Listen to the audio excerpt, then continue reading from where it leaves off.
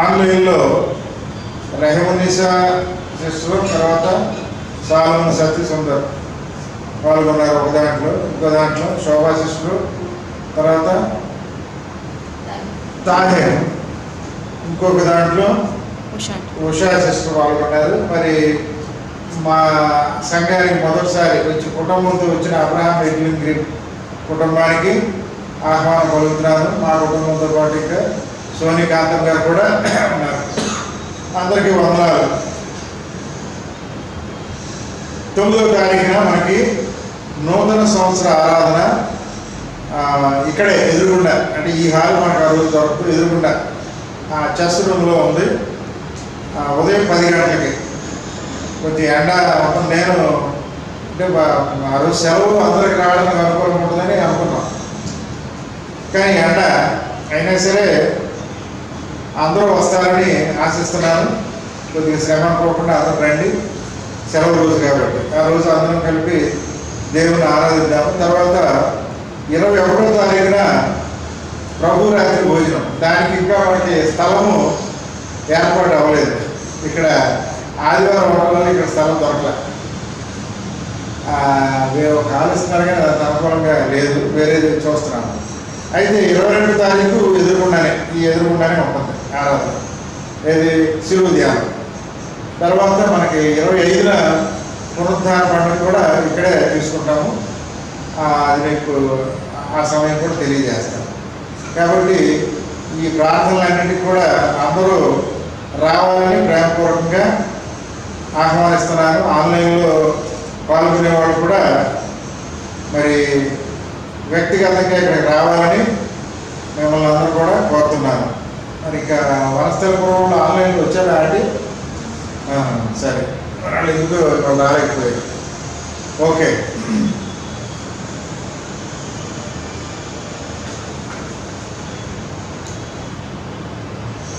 ఏమన్నా వాక్యం చెప్తాను. సరే, చివరిలో 10 నిమిషాలు చెప్తున్నాను. మనము నేర్చుకుంటున్న వాక్యము చాలా వారాల నుంచి, అంటే సుమారుగా కొన్ని వారాల నుంచి నేర్చుకున్నాం. ఏంటి? సాతాను యొక్క మోసపూరితమైన ఆలోచనలు, ద డిసెప్షన్ ఆఫ్ సాటాన్ అనే అంశం గురించి మనము నేర్చుకుంటాం. సాతాను యొక్క మాయోపాయాల గురించి మనము నేర్చుకుంటున్నాం.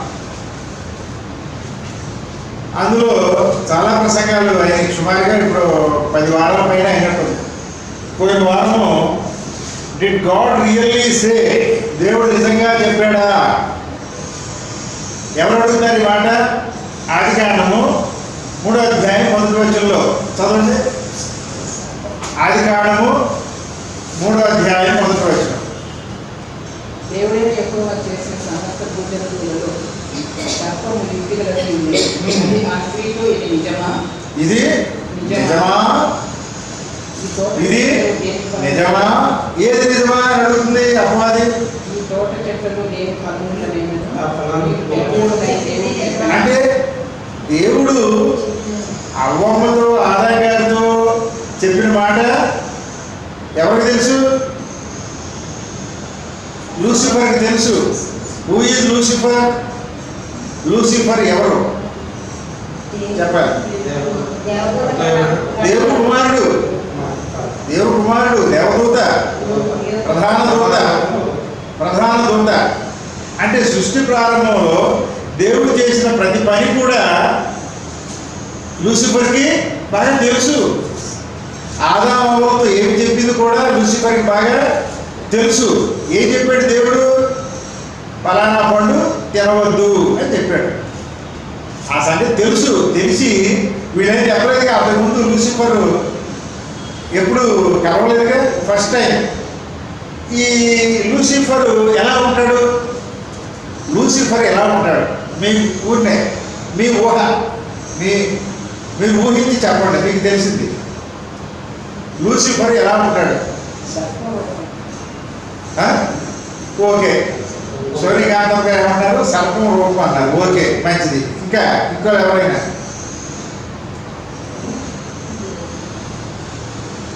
సరే అమ్మా, ఏ రూపమైనా మార్చుకోగలరు సార్. అపవాది ఏ రూపంలో ప్రవేశించగలడు అంటే ఇక్కడ ఇతర మత గ్రంథాలు చెప్పినా బైబిల్ గ్రంథాలు చెప్పినా ఆత్మ ఏ రూపంలోనే వెళ్ళవచ్చు, ఆత్మ దేవునిలోనే ప్రవేశించవచ్చు. అయితే అందుకుల జర్నీ గారు ఉండేవాడు, ఎక్కడ కైకూరులో. తాత పుస్తకాలు ఎక్కువగా ఆయన ప్రింట్ చేసేవాడు. నేను మన ఆర్గనైజేషన్ కార్యక్రమాలు బాగా స్పీడ్గా చేస్తున్న రోజుల్లో 2000 ఆ ప్రాంతంలో కైకూరులో అక్కడ కొంతకాలం ఉన్నాను నేను.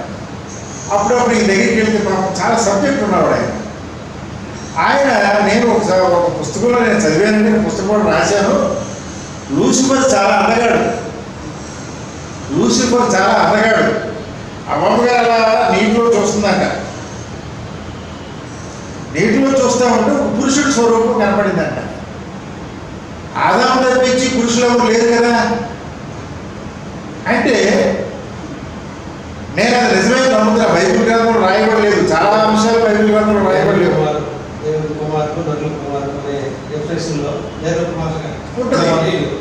కాబట్టి ఇక్కడ ఆ లూసిఫర్కి ఒక రూపాన్ని సంతరించుకోవడానికి అవకాశం ఉంది, చక్కటి రూపము, రూపసి.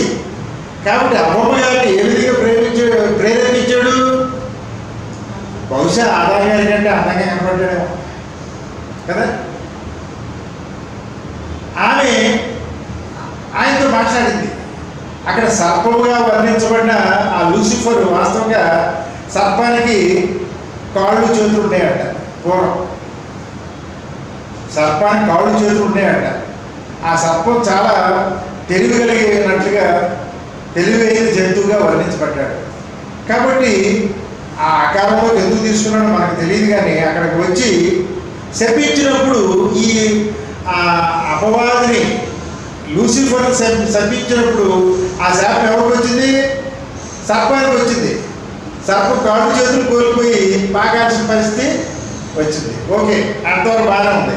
ఇక్కడ అపవాది వచ్చి ఏమంటున్నాడంటే ఇది నిజమా, ఇది నిజమా. చాలాసార్లు మనల్ని అపవాది శోధిస్తూ ఉంటాడు, ఇది నిజమా. ఈ మధ్యలో నాకు చాలామంది కలుస్తూ ఉంటారు. మన క్రైస్తవ సహోదరులు అందరూ కూడా ఆదివారం ఆచరించేవాళ్ళు.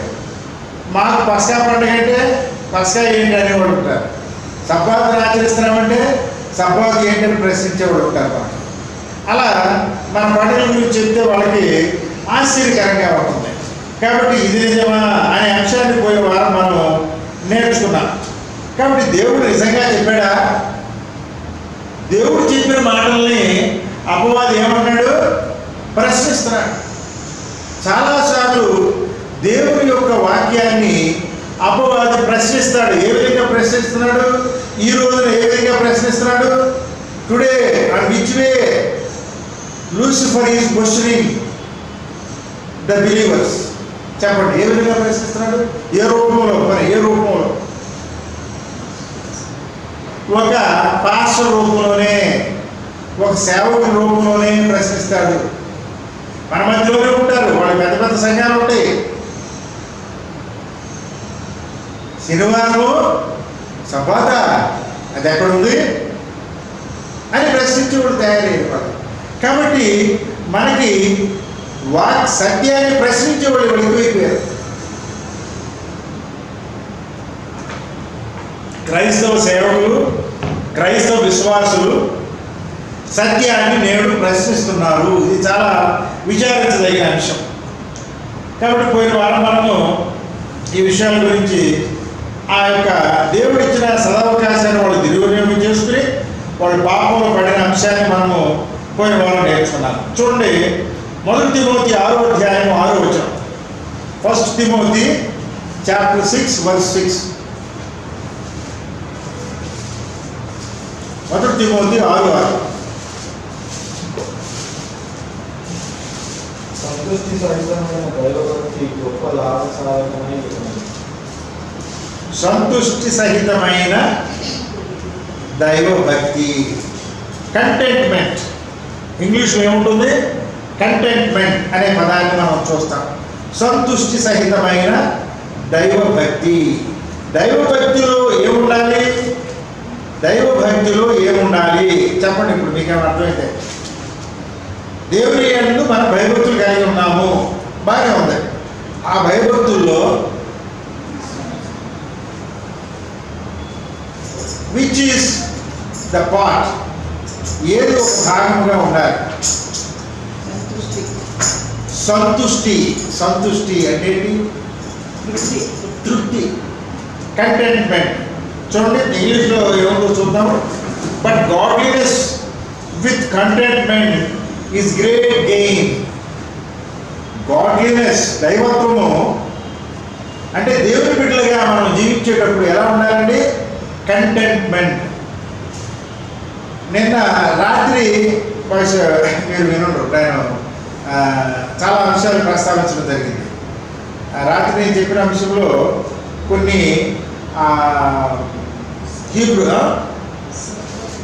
హీబ్రూ పదాల గురించి కొంత మాట్లాడడం జరిగింది. ఇక్కడ సంతుష్టి కలిగి ఉంటాము అంటే మనం దేవుడి సేవకుడిగా మనం ఉన్నాం. నేను ఇతరులని ఎగ్జాంపుల్ తీసుకోవడం పద్ధతి కాదు కాబట్టి నన్ను నేనే తీసుకుని చెప్తాను. ఎందుకంటే నాలో లోపాన్ని నేను గ్రహిస్తే నేను ఇంకా మెరుగుగా తయారవుతాను, చాలా పెట్టబడతాను, వృద్ధి బట్టి ఇంకా మెరుగుతాను. నేను హైదరాబాద్ వచ్చిన కొత్తలో చాలా ఆశలతో వచ్చాను, అంటే ఏవో చెయ్యాలి. ద సేమ్ టైము మన వాక్యంలో చాలా భయభక్తులతో కూడా నేను పెరిగాను. నేను స్కూల్ స్టార్ట్ చేశాను.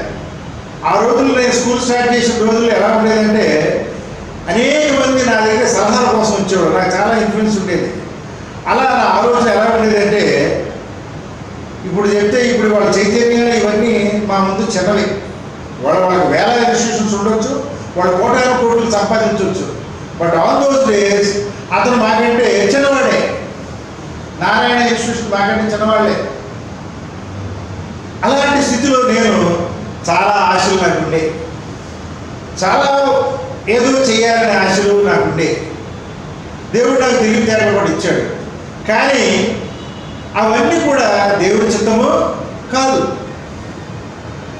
నాలో ఉండే ఆ ఉద్దేశాలు అవన్నీ కూడా దేవుడి చిత్తము కాదు. కాబట్టి దేవుడు వాటిని జరగడం లేదు. నేను ప్రయత్నాలు చేశాను. కాబట్టి ఇవాళ నేను దేవుడి సేవకుడిగా నేను నేర్చుకున్నది ఏంటంటే నేనేమై ఉన్నానో అది దేవుడి చిత్తమై ఉండాలి. What I am should be the will of God. నా అనుభవంలో నేను నేర్చుకున్నది ఏంటంటే నేను ఏమై ఉన్నానో అది దేవుడి చిత్తానుకూలంగా ఉండాలి, నా ఇష్టానుసారంగా ఉండకూడదు. ఒకవేళ ఉంటే అది జరగదు.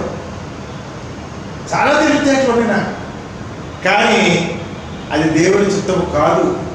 నాకంటే ఏమి చేతగానుడు శుద్ధ దద్దములు కూడా సంపాదించాడు, కానీ నాకు ఇవ్వలేదు దేవుడు. అది దేవుడి చిత్తము. దేవుడు నిన్ను ఏ పనిలో ఉంచబోతున్నాడో, ఏ కార్యంలో నిన్ను పెట్టబోతున్నాడో. అపోస్తలుడైన పౌలు గురించి నేను మీకు ప్రసంగం చేద్దామని అనుకుంటున్నానని చెప్పాను. నాకు గుర్తుపెట్టి నేను మర్చిపోతాను. మేము బాంబే వెళ్ళిన రోజున మన కిరణ్ కుమార్ ప్రసంగం చేశాడంట. అందులో ఆయన మీకు చెప్పే ఉంటాడు ఏమిటి, ఆయనకి ఏదో ఓడలు ఉన్నాయంట. ఒక ఓడ కొనాలంటే వాళ్ళ కొన్ని వందల వేల కోట్లు. అంటే on those days he was a richest personality అపోస్తలుడైన పౌలు. అంతటి పౌలు ఆ ఆస్తులన్నింటినీ వదులుకుని దేవుడి సేవకు సమర్పించుకున్నాడు, గొప్ప సేవకుడు. కాబట్టి మనము మన జీవితాన్ని ఏ విధంగా మలుచుకుంటున్నామో, ఏ విధంగా ముందుకు వెళ్తున్నామో. నేను సేవకుడిగా ఉంటూ నా స్నేహితులు ఎంతోమంది, నా స్నేహితులు ఒకటి చెప్పాడు నాకు, ఏముందిరా అదే చాలా రిచ్ ఫెలో. ఇప్పుడు నా స్నేహితుడు పెద్ద ఇన్స్టిట్యూట్లో పెద్ద పదవులు, ఒక సంస్థలో పెద్ద పదవులు, శుభ్రంగా ఉత్తరాలు రాశారా, ఏముంది కావాల్సిన వస్తాయి, నువ్వు చర్చి పెట్టుకో, చక్కగా అమెరికా నుంచి డబ్బులు తెచ్చుకోవాలి. కానీ నా మనసాక్షి ఒప్పుకోదు. నాకు ఎన్నో అడ్రస్లు తెలుసు. నేను దేవుడిచ్చిన దాంతో తృప్తి కలిగి ఉండాలి అని ఒక నిర్ణయం తీసుకున్నా. అందువల్ల నేను ఇబ్బందులు పడవచ్చు, నా కుటుంబం ఇబ్బందులు పడవచ్చు, మా సంఘం కూడా ఇబ్బందులు పడవచ్చు. కానీ నేను అనుసరించే దైవభక్తి వాక్యానుసారంగా ఉన్నదా లేదా అనేది నాకు కావాలి. అంత మాత్రం చేత నేను మీకంటే ఎవరికంటే గొప్పవాడిని అని మీకు చెప్పదలుచుకోవాలి. నాలో ఎన్నో లోపాలు ఉండొచ్చు, ఇంకా నన్ను నేను సర్దిద్దుకోవాల్సిన అవసరం కూడా ఉండొచ్చు. నేను మీకంటే నీతిమంతుడని చెప్పుకోవడానికి సరిపోను. కానీ వాక్యం ఏం చెప్తుంది మనకి? సంతుష్టి సహితమైన దైవ భక్తి అంటే గాడ్లీనెస్ విత్ కంటెంట్మెంట్ ఏం జరుగుతుందంట? ఈజ్ గ్రేట్ గెయిన్, గొప్ప గొప్ప లాభసాధకమై ఉన్నది. కాబట్టి ప్రియ దేవుని సంగమా, ఈ లోకంలో ఉన్నదంతయు అనగా నేత్రాశి, శరీరాశి ఏం చేస్తాము? శరీరాన్ని పోషించుకుంటాము. అబ్బో, ఇప్పుడు నేను కొన్ని మీటింగ్కి వెళ్ళి కొంతమందికి మన మధ్యలో చూస్తున్నప్పుడు మేకప్ వేసుకుని వెళ్ళిపోతున్నారు. నవ్వు వస్తుంది నాకు. నన్ను కూడా చాలామంది ఎత్తి రగేయమంటారు. నాకు ఇదే కిరీటంగా ఉంటుంది ఏమయ్యా అంటారు సరదాగా. కాబట్టి దేవుడు మనకి ఆ వర్చ్యూస్ని ఇవ్వాలి, కానీ లేనిదాన్ని మనము తెచ్చుకోవడానికి ప్రయత్నం చేస్తే అది నిలవదు. కాబట్టి మనకి దేవుడు ఒక స్థితిని ఇవ్వాలి. దేవుడి లోకంలో మనల్ని తన బిడ్డగా కొనసాగించాలి. అప్పుడే అది లాభదాయకంగా ఉంటుంది. కాబట్టి దేవుడి సన్నిధిలో మనము ఒక స్థానాన్ని సంపాదించుకోకుండా ఈ లోకంలో ఎన్ని బిల్డింగ్లు సంపాదించినా, మొన్న మేము ఎక్కడికి వెళ్ళాము? గద్వాల పక్కన ఆలపూర్ అనే ప్రదేశానికి వెళ్ళాము. ఆలపూర్ పక్కన కృష్ణా నది. ఆలపూరు ప్రసిద్ధి చెందిన ఒక హిందూ దైవ స్థానం. అనేక మంది మహారాష్ట్ర నుంచి ఎండలో నడుచుకుంటూ వెళుతున్నారు, శ్రీశైలం వెళుతున్నారంట వాళ్ళు. చాలా ఆశ్చర్యపోయింది నేను. అక్కడ ఉన్న ఒక సహోదరుడు నాకు చెప్పింది ఏంటంటే, కృష్ణదేవరాయలు యుద్ధానికి వచ్చినప్పుడు ఈ నిజాం నవాబు ఎదుర్కోలేక వెనక్కి వెళ్ళిపోతుంటే తరుపుతూ ఉంటే సైన్యం ఆయన మీద రాకుండా ఉండడానికి బంగారు నాణ్యాలు చల్లేశాడంట. కృష్ణదేవరాయలు యుద్ధానికి వచ్చాడంట నిజాం నవాబు మీదకి. ఈయన బలం ఎక్కువందంట. ఈయన తరివేస్తూ ఉంటే ఆ కృష్ణానది యువతల అక్కడ నాణ్యాలు చల్లితే ఇప్పటికీ కొంతమంది ఎదుర్కొంటారండి. ఆ నాణ్యాలు కొంతమంది దొరుకుతాయని చెప్పాడు. కాబట్టి అప్పుడెప్పుడు రాజుగారి పడేసే నాణ్యాలు ఇవాళ కొంతమందికి లాభదాయకంగా ఉండవచ్చు. కానీ మనకైతే ఏది లాభదాయకము? తృప్తి కలిగిన దైవభక్తి. ఇవాళ నా మటుకు నేను కరోనా టైంలో చాలా సమస్యలు ఎదుర్కొన్నాం. ఆర్థికంగా కొంత నష్టపోయాం. కరోనా జబ్బు కూడా వచ్చింది. కొంచెం అనుమానం కూడా కలిగింది. దేవుడు చక్కగా కాపాడాడు, మళ్ళా మంచి శక్తినిచ్చాడు. మళ్ళా ఒక సంవత్సరం తర్వాత ఇప్పుడు మళ్ళా కొంచెము కిడ్నీ ప్రాబ్లం వచ్చింది, మళ్ళా ఆపరేషన్. దేవుడు శక్తినిచ్చాడు. కాబట్టి ఆరోగ్యాన్ని ఇచ్చి దేవుడు నన్ను తన సేవలో నడిపిస్తున్నాడు. ఆయుష్ని ఇచ్చాడు. అసలు నీకు ఆయుష్ లేకపోతే నీకు ఆస్తి పెట్టుకుని ఏం చేస్తావు?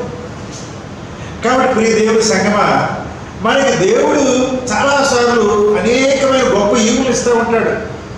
నాతో పాటు పనిచేసిన వాళ్ళు ఎంతోమంది, డబ్బున్న వాళ్ళు, మన సంఘస్థులు, మన బంధువులు ఎంతోమంది మరణించారు.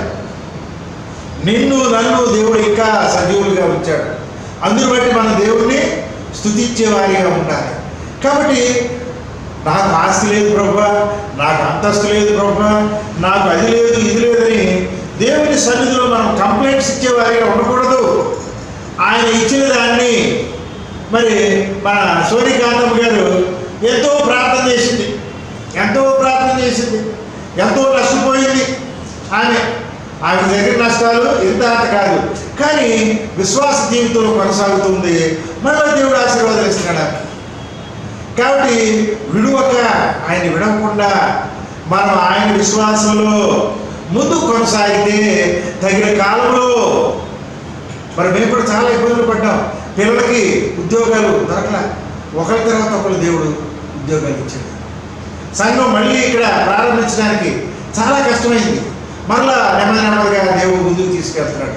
కాబట్టి దేవుడు మనకి చేసే కార్యాల ఎడల మనము తృప్తి కలిగి జీవిస్తున్నామా, ఆయనకి స్తుతి చెల్లిస్తున్నామా, లేకపోతే లోకానుసారంగా ఏం లాభండి, నేను దేవుని భయభక్తులు కలిగి ఉన్నాను, నాకు ఇది లేదు, అది లేదని అసంతృప్తిగా ఉన్నామా ప్రియ దేవుని సంగమా?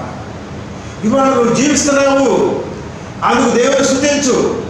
దేవుడికి ఆహారాన్ని ఇచ్చాడు, అందుకు దేవుని స్తుతించు. మరి నిన్న వల్ల ఎక్కడో బిల్డింగ్లు ఇట్లా పడిపోయి పక్కకి. ఏ దేశం అది? భూకంపం వచ్చి ఎంత భయంకర దైవాలంట. కాబట్టి మనల్ని దేవుడు ఎన్ని రకాలు, మేము ఇప్పుడు మన ఎండల్లో తిరిగి వెళ్తే నాతో కూడా ఒక ఆయన మాకు తిరిగి వచ్చేసాడు ఉండలేక. మరి నేను 2 రోజులు తిరిగి రాగలిగాను. దేవుడు నాకు శక్తిని ఇచ్చాడు. కాబట్టి దేవుడు మనకు చేస్తున్న మేలు బట్టి ప్రతి క్షణము తృప్తి కలిగి ఆయన స్తుతించే వారిగా ఉండాలని వాక్యం మనల్ని హెచ్చరిక చేస్తుంది. కాబట్టి మనకి లేని దాని గురించి కాదు. చాలాసార్లు నాకు కొంతమంది పెద్దలు చెప్పిన విషయం ఏంటంటే, అవతలోడు నీకు లేని దాని గురించి, నీకంటే గొప్పవాడి గురించి ఆలోచించొద్దు ఎప్పుడు. నీకంటే లేనివాడు చూసుకో. నీకంటే లేనివాడి గురించి చూడు ఒకసారి. వాడికంటే నువ్వు ఎంత మెరుగైన స్థితిలో ఉన్నావు. నిజమే, ఎంతో మంది కంటే నేను మెరుగైన స్థితిలో ఉన్నాను. చాలామంది కంటే చూస్తే నేను చాలా చిన్నవాడిని, కానీ ఇంకా చాలామంది కంటే మెరుగైన స్థితిలో. కాబట్టి దేవుడు గొప్పవాడు. కాబట్టి తృప్తి కలిగిన జీవితాన్ని మనం కలిగి ఉండాలి. దేవుడి సంఘస్థులుగా, ఇతరులాగా. మరి మనకు సంఘం కూడా లేదు, మీకు చర్చ్ కూడా లేదని కొంతమంది అనొచ్చు. కానీ హృదయమే దేవుని ఆలయము.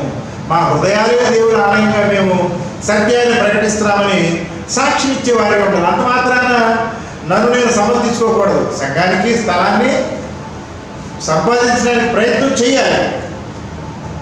సాతాను అంటే ఈ అసంతృప్తి ఎక్కడి నుంచి వస్తుందంటే మనకి అపవాది ప్రేరేపిస్తుంది. నీకు ఇది లేదు, నీకు అది లేదు. మెస్సయ్య అక్కడ ఉపవాసం ఉన్నప్పుడు అపవాది ఏం చేశాడు?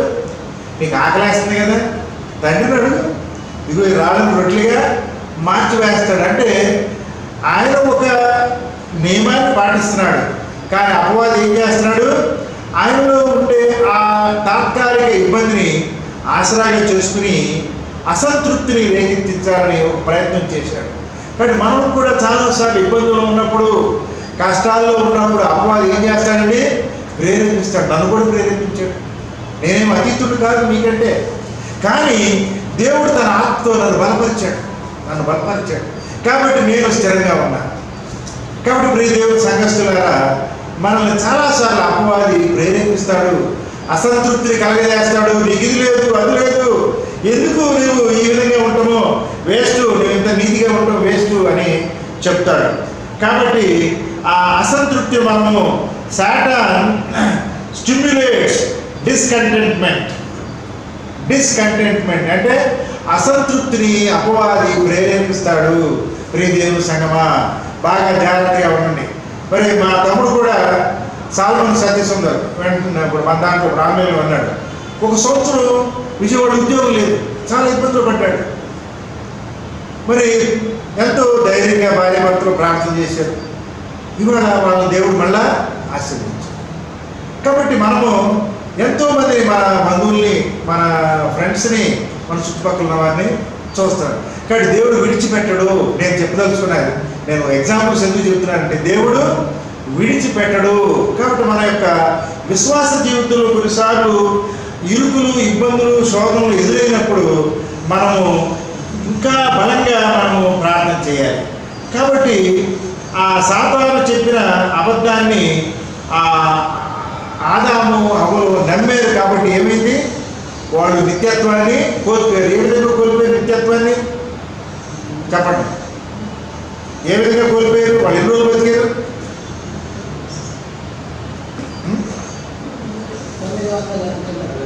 900. ఓకే, చూసి చెప్పండి.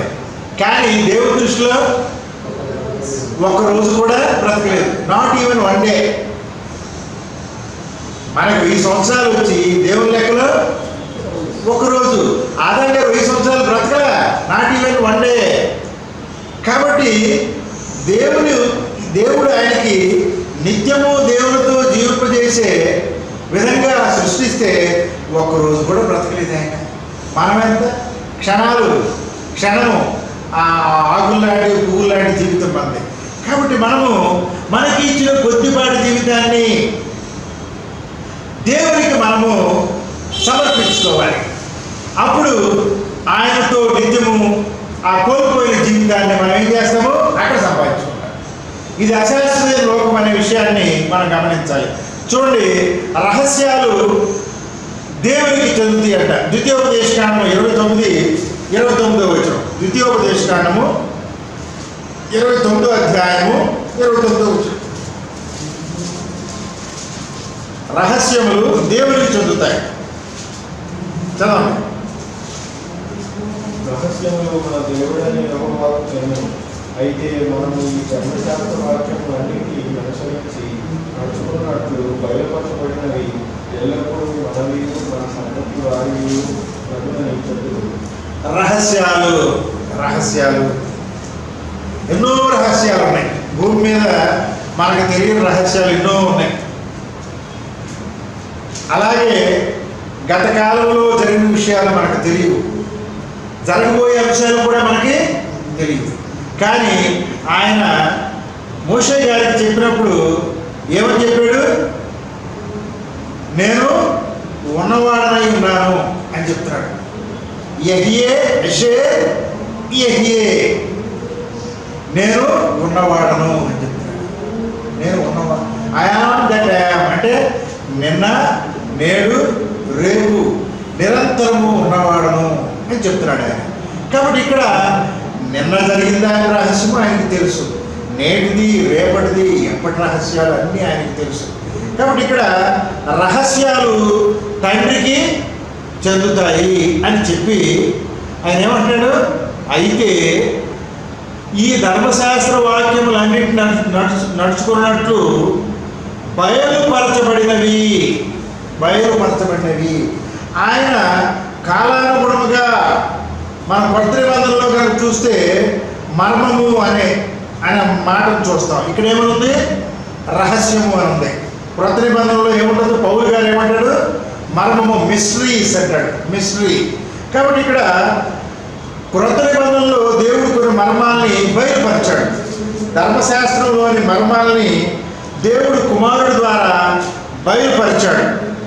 కాబట్టి ఇక్కడ ఏమంటున్నాడు? The secret things belongs to our God. Those things which are revealed belongs to us. దేవుడు వేటినైతే బయలుపరుస్తాడో, which things are revealed, బయలుపరచబడినవి ఎవరికి చెందుతాయంట? మనకి చెందుతాయి. దేవుడు 10 ఆజ్ఞలు ఎప్పుడు ఇచ్చాడండి? ఎప్పుడు ఇచ్చాడు 10 ఆజ్ఞల్ని? ఆదాము హవ్వలను సృష్టించిన తర్వాత సుమారుగా 2000 సంవత్సరాలు దాటిన తర్వాత ఇచ్చాడు. అంతకుముందు మీకు చెప్పాను ఆజ్ఞల గురించి. నేను చాలా విషయాలు చెప్పుకుంటూ వచ్చాను. సృష్టి ప్రారంభంలో ఆజ్ఞలు, నోటి మాట ద్వారా ఆజ్ఞలు ఏ విధంగా ఇవ్వమనేవి, తర్వాత 7 ఆజ్ఞలుగా ఉన్నవి, తర్వాత 10 ఆజ్ఞలు ఏ విధంగా రాతి పలకల మీద రాయబడి అన్నీ కూడా మీకు నేను శుక్రవారం సాయంకాలం ప్రార్థనలో చెప్పడం జరిగింది. కాబట్టి ఇక్కడ దేవుడు సీనాయి కొండ మీద బయలుపరిచాడు, రివీల్డ్.